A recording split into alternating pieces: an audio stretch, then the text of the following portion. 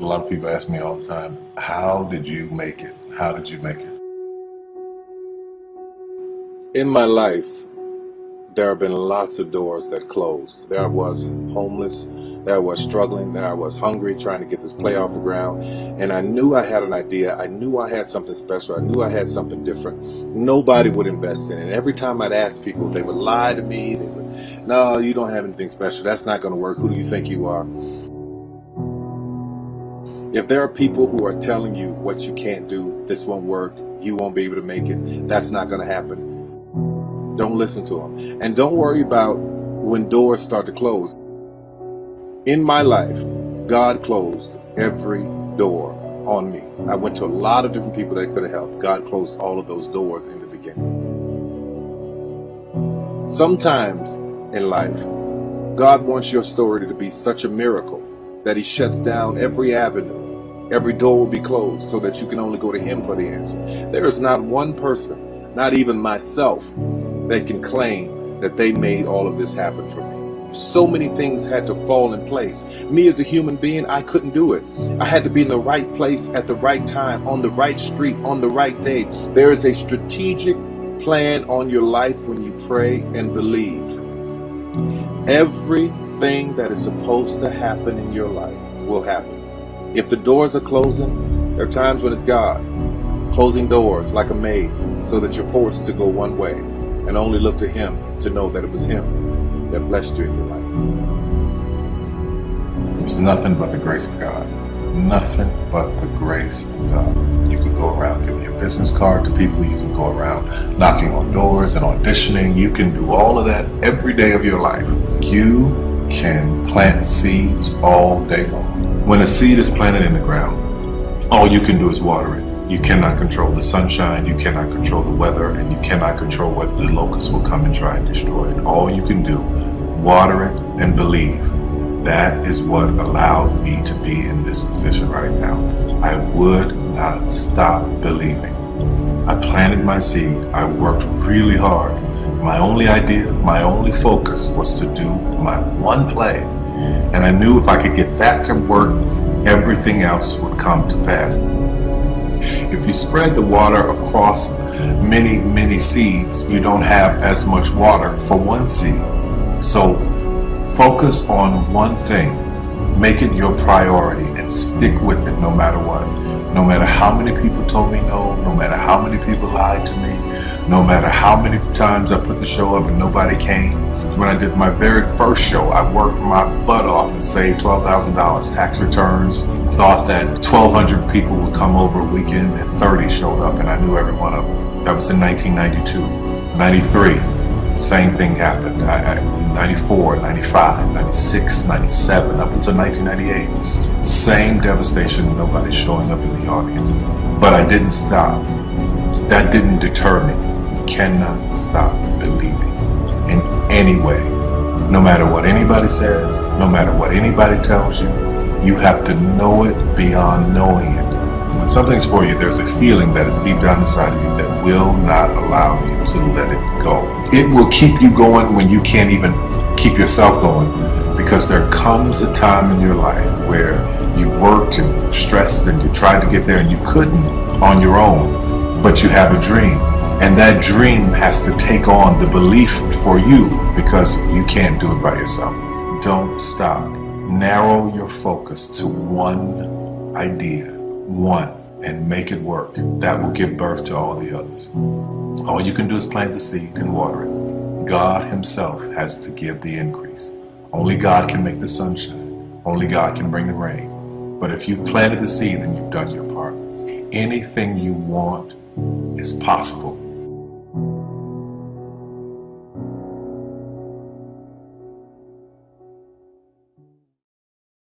I was in my comfort zone.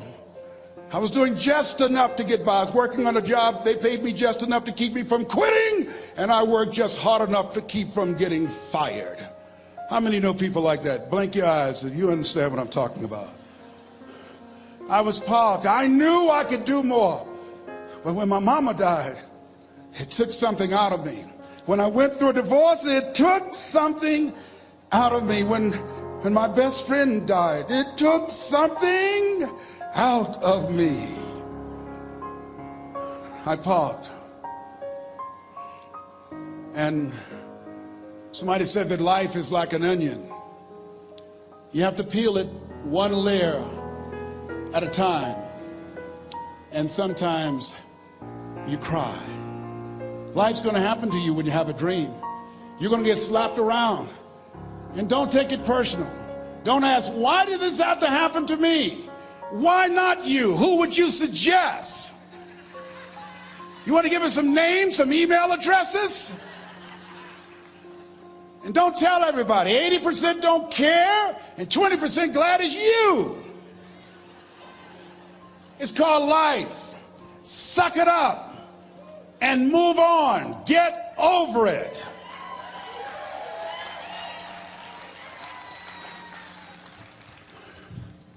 It happens to everybody.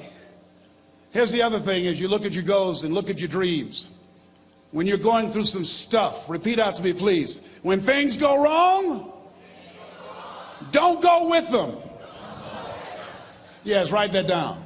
When things go wrong, don't go with them. When you're working on a business deal, you're counting on some money. Someone said you will get the loan, and it falls through. You have an event, and the people that you thought would be there and support you, they don't come through. Or someone turns against you, or you get ripped off. It's going to happen to you.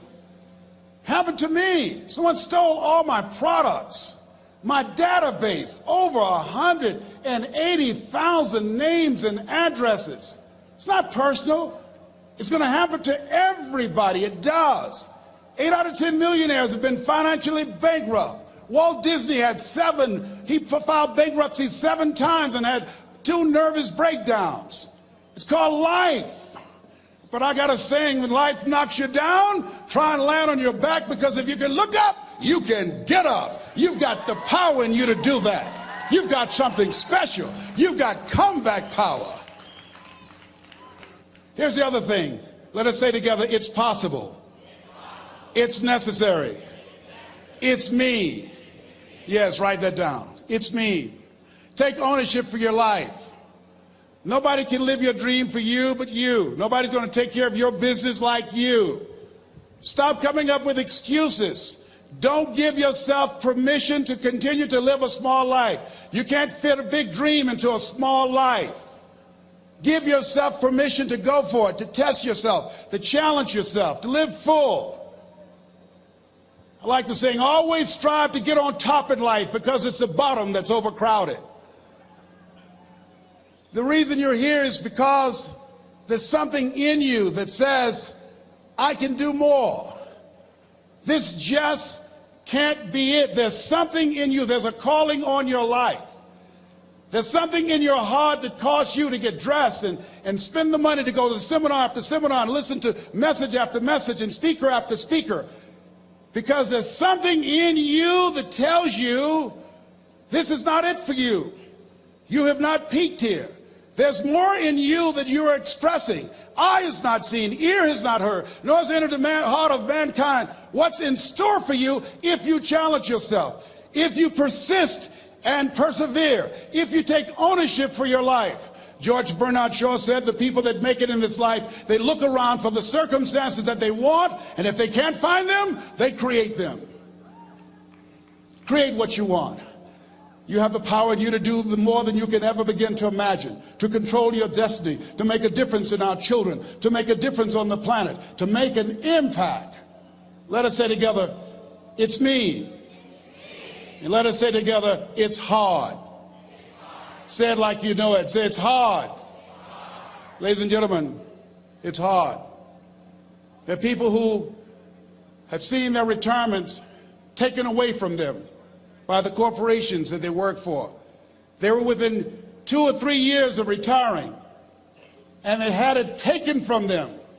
The #1 entrepreneurs in this country now are senior citizens. The #1 employer, #2, McDonald's and Walmart. And there's nothing wrong with those jobs. I guarantee you those people did not have a plan to end up living their lives at the end of life with those types of jobs. And they didn't have a plan like you have and while you're investing in yourself, not to. And it's hard. There are people making choices between purchasing prescription drugs or paying for gas or a mortgage note. It's hard when you're working on a job for 20 years, 30 years, give them some good years, and then they come in and tell you, we've downsized. In other words, you're fired. And then you have to start all over again. How many of you know it's hard? Raise your hands, please. It's hard. And it's not fair. One of the things I like about T. Harv is he talks about work and investing in yourself. It's not fair when people are going up against that kind of stuff to tell them just think positive and be enthusiastic and everything will work out all right. Ain't that kind of party.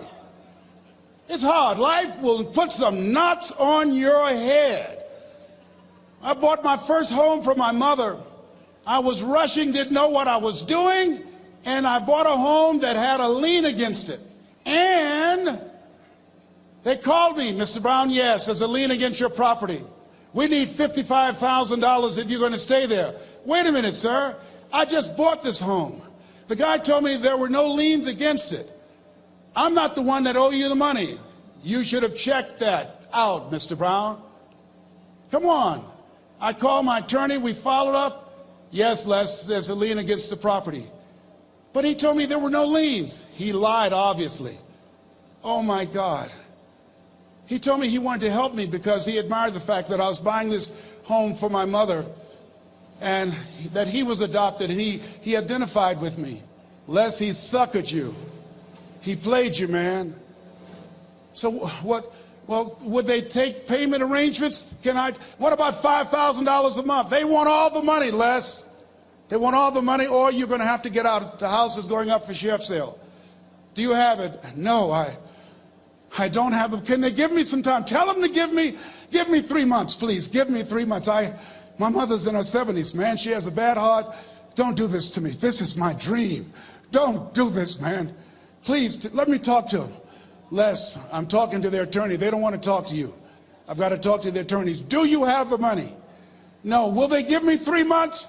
No. What about 2 months? No, Les. They want the money in 7 days. Oh, my God. Let me call you back. I'm not sure. And I walked the floors thinking, God, how could this happen to me? I got to figure this out, huh? I got to figure this out. And it seemed like the days were just ticking off, ticking off. Thursday, I had to call them and let them know. They called me, Les, do you have the money? No, I don't. Friday, you have to leave. The sheriff will be there. You're going to have to leave, Les. They're going to take my house. What about my down payment? You lost it, Les. You lost it. Okay. I got to go. Yes. I prayed, Lord, please, if you show me that you're real, if you're really real, you think Paul worked for you, you haven't seen anything. Don't let me lose this house and watch what I'll do for you. I was trying to cut a deal. Have you ever tried to cut a deal? It's amazing how spiritual you get when you get in trouble. You know what I mean? When I was diagnosed with prostate cancer, I was going to bed with the Bible and the Holy Quran and Science of Mind and Joel Goldsmith, everything I could find. I was praying to Jesus, Yahweh, Melchizedek, everybody. I was calling on everybody. It's amazing. And here I was walking the floor 3 o'clock in the morning, and I had to go and wake my mother up. I got on my knees and I said, Mama, I said, I need you to wake up. She said, what's wrong, Leslie? I can hear you walking back and forth. I'm not asleep, son. I said, there's something I need to tell you. She said, your eyes are red. Why are your eyes red? Because I feel so stupid now. Why? We got to move tomorrow. Why, Leslie? There's a lien against the property and they want $55,000 and I don't have it. And we're going to be set out tomorrow. We have to go back to Liberty City. So she said, it's okay. I don't like this house anyhow. I said, why? She said, because of my arthritic knees, it hurts my knees when I go up the steps. I said, why didn't you tell me? Because you were so happy. I just said it because You were happy. I'll live in a shack with you, boy. I love you. It's not the house. I love you. I love all my children. I said, thank you, Mama. Thank you. And the next day when we were in the truck going back to Liberty City, and we pulled down 68th Terrace, the neighbors came out and said, wow, Mamie, y'all coming back? Are you back? Yes. What happened to the home your boy bought for you? Those boys you adopted. Leslie didn't do a title search. He made a mistake. And boy, I was so humiliated. How many ever made a mistake that you were just humiliated? Raise your hands. I was devastated. I was taking the furniture off the truck, and my mother came, and I was crying. And she said, boy, I said, yes, ma'am. She said, hold your head up. I said, Mama, I can't. She said, hold your head up.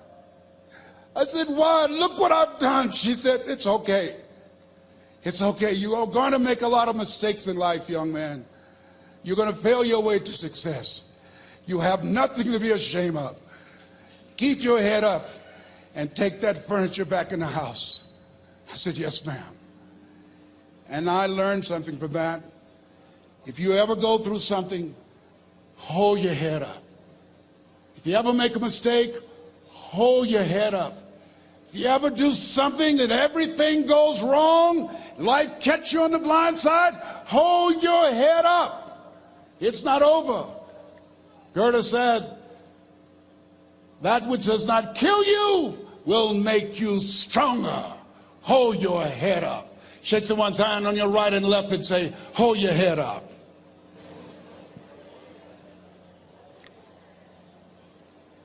Here's something else, ladies and gentlemen. Repeat after me, please. You got to be hungry. Everybody together, you got to be hungry. I'll never forget Mr. Washington said, Mr. Brown, yes, sir. What do you want to do with your life, young man? I said, sir, I want to be a disc jockey. He said, Mr. Brown? I said, yes, sir. He said, you got to be hungry. I said, what do you mean by that? He said, people that are hungry are willing to do the things today others won't do in order to have the things tomorrow others won't have. People that are hungry are willing to invest in themselves. People that are hungry will go to seminars and workshops. People that are hungry are always searching, always seeking higher ground. So how do you want to make it? I said, I want to be a disc jockey. He says, good. Here's what to do. He said, I want you to read 10 to 15 pages of something positive every day. He said, you don't get in life what you want, you get in life what you are. You must program yourself to success. He said, I want you to listen to Earl Nightingale and Zig Ziglar. Listen, faith comes by hearing and hearing and hearing. He said, I want you to change your relationships. And I don't want you to ever lose your hunger. I said, what do you mean by that? He said, people that are hungry are unstoppable. People that are hungry are no matter what people. They make it happen no matter what. He said, I want you to listen to Paul Harvey. Who is he? He's the world's greatest communicator. Success leaves clues, young man. Always listen and follow people who are doing what it is you want to do at the level you want to do it, and learn from them. I told T. Hobb when we were standing by the stage, I said, hey man, I want to work more with you. I want you to coach me. I want to learn from you. See, I found you're never too old to learn and you're never too young to teach. Always have a thirst for learning. So I listened to Paul Harvey every day on the radio. While in school, I would go out and listen in his car. He gave me his keys. I was working to develop myself. And I continued to listen to motivational messages, and he would take me to see the late Dr. Norman Vincent Peale, who wrote the book, The Power of Positive Thinking. I toured with him before he passed. You have something special. You have greatness within you. Don't allow your circumstances to determine who you are. Don't allow your negative thoughts to hold you back. You have something special. You can do more than you can ever begin to imagine.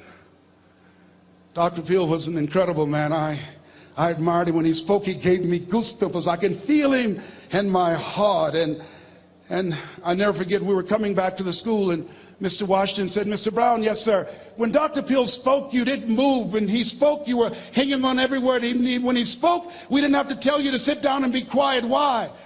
I said, sir, I could feel him when he talked. I felt like he was talking to me, sir. He said, he was. I said, but he doesn't know me, but he was speaking to you. Did you feel him in your heart? I said, yes, sir. He said, most people feel him in their head. If you felt him in your heart, he said, listen to him, son. Follow him, learn from him. And I would go to seminars and workshops. Anywhere I would find where Dr. Peel was, I would be in the audience. I would drive 200 and 300 miles just to hear him speak. And my dream and vision was to share the stage with him. I thought about it. What is your goal? What is your vision? I want you to hold it in mind. There's some power in that, because when I became involved in speaking, I never forget, I got a call from Og Mandino, who wrote the book, The Greatest Salesman in the World. He said, Les, I'm stuck in Philadelphia. I need to be in Kankakee.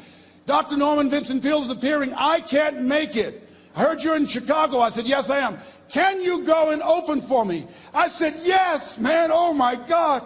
Dr. Peale, I said, yes, I'd love to do it.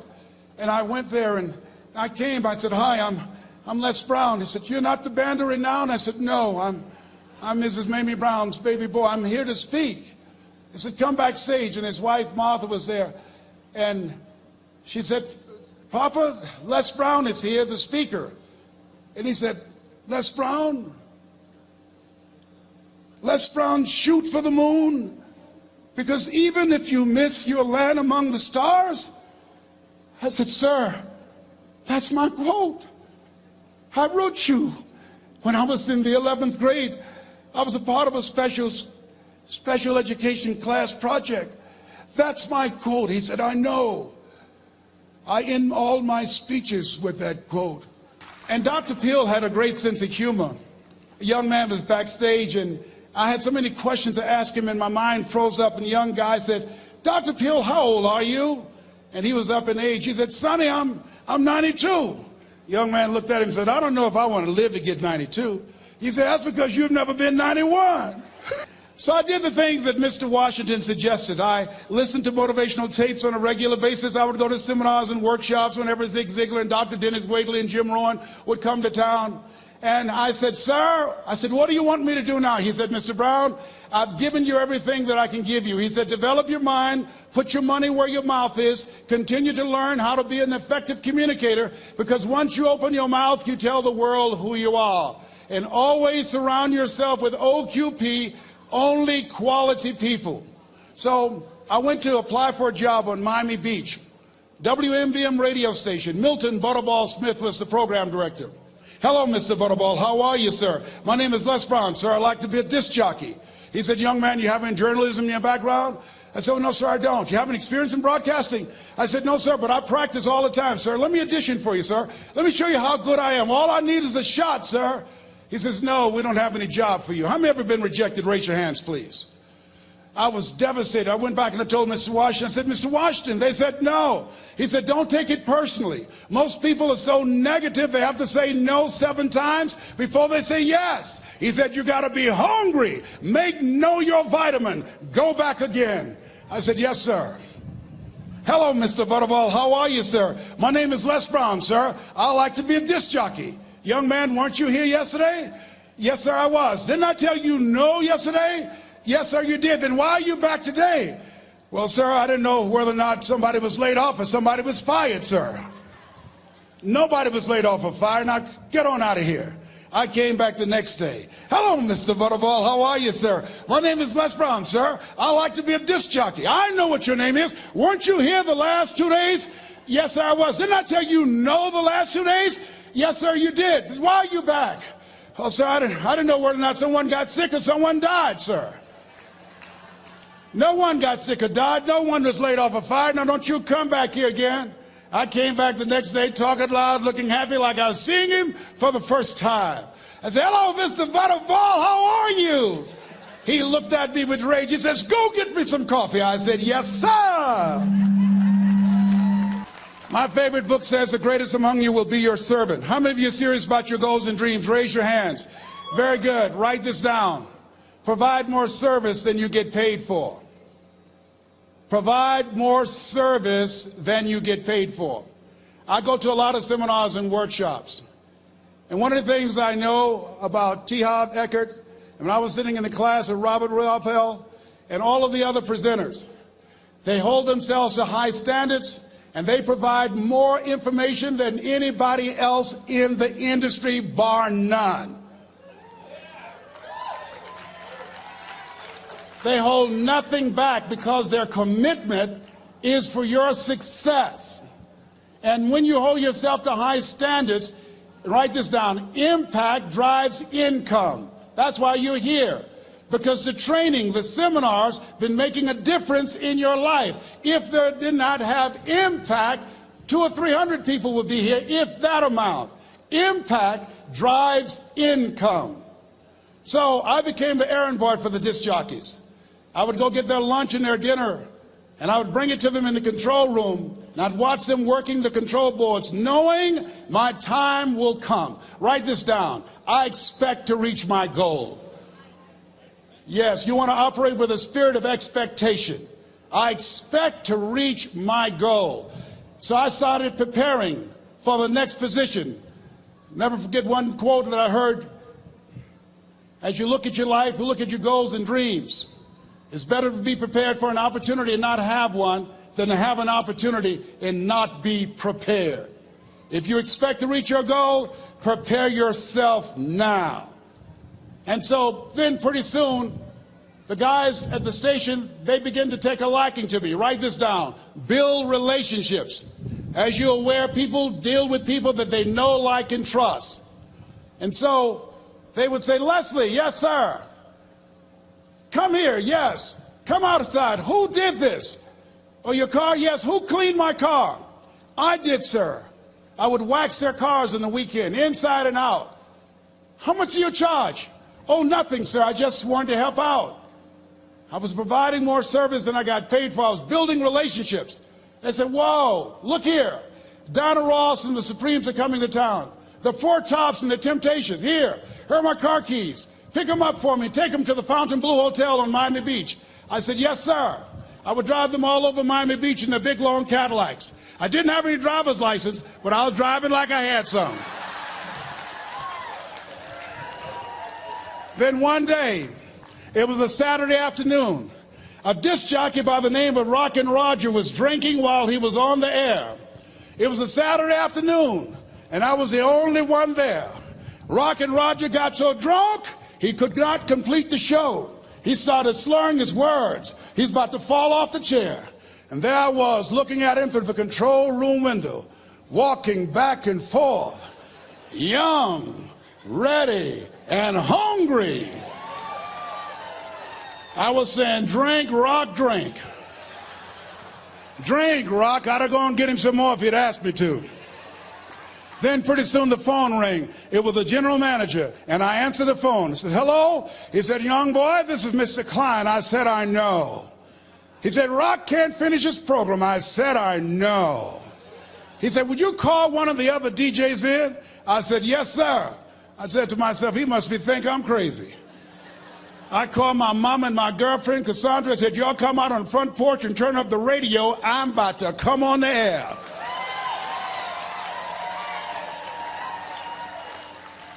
I waited for about 20 minutes, and I called him back. I said, Mr. Klein, I can't find nobody. He said, young boy, you know how to work the controls? I said, yes, sir. He said, go in there and segue the records, but don't say nothing here. I said, yes, sir. I couldn't wait to get old Rock out of the way. I put on a fast record. I said, look out, this is me, LB Triple P. Les Brown, your platter playing papa. There were none before me, and there will be none after me. Therefore, that makes me the one and only. Young and single and love to mingle, certified, bona fide, indubitably qualified to bring you satisfaction and a whole lot of action. Look out, baby, I'm your love man. I was hungry. I was hungry. Get old man a round of applause. I was hungry. I was hungry. You got to be hungry. Shake someone's hand on your right and left all around you and say, you got to be hungry. You got to be hungry. To get those dreams out of your head and step into your greatness, you got to be hungry. To get those ideas, that talent, that gift out of your system, you got to be hungry. To get up off the canvas of life and understand what Willie Jolly meant, that a setback is a setup for a comeback, you got to be hungry. People that are hungry are willing to do the things today others won't do in order to have the things tomorrow others won't have. How many of you got value out of what you've heard thus far? Raise your hands, please. Very good. I would like to leave this with you. I don't know what your goals are. I don't know what you want to do. Here's what I know about you. You have greatness within you. Here's what I know about you. I can help you to live full and to die empty. I can show you what I've learned. If anybody told me that I would be doing what I'm doing now, I leave here today, I'd go to New Orleans and speak there, then I'd be flown to Barcelona. If anybody told me, given my circumstances, born in an abandoned building on a poor section of Miami, Florida, called Liberty City, if both my birth parents stood up and said, "Hello, son," I would not know either one. Being labeled educable mentally retarded, put back from the 5th grade to the 4th grade, failed again when I was in the 8th grade, no college training. Anybody told me the principles that I would teach you, that they would have the impact that it has had on my life. This Les Brown that you see, I did not know he existed. And I tell you that you have greatness within you. You have the ability to do more than you can ever begin to imagine. Come into the room with me, and I guarantee you your life will never be the same again. I like to leave this with you. I don't know what your goals are. Mine is to find a cure to autism. Mine is to find a cure to breast cancer and to prostate cancer. Mine is to work with our youth and to reduce the recidivism rate in our prisons and help young people learn how to become an asset to our society rather than a liability. Mine is to train speakers to become great communicators, to speak from their heart, not their heads, and teach them how to impact and create a new conversation so people can see the possibilities of life and overcome the possibility blindness that held me hostage for 14 years. I don't know what your goals are, but here's what I know about you, and I don't know you. You've got greatness within you. And I like to leave this with you, something my mother used to love to hear me say. "Leslie," "Yes, ma'am, Mama." "Say that thing for me, boy, that makes me feel good." I dedicate this to you, to the greatness in you, and to the dream that you showed up on the planet to produce. And it's simply this: if you want a thing bad enough to go out and fight for it, to work day and night for it, to give up your time, your peace, and your sleep for it, if all that you dream and scheme is about it, and life seems useless and worthless without it, and if you gladly sweat for it and fret for it and plan for it, and lose all your terror of the opposition for it, and if you simply go after that thing that you want with all of your capacity, strength and sagacity, faith, hope, and confidence, and stern pertinacity,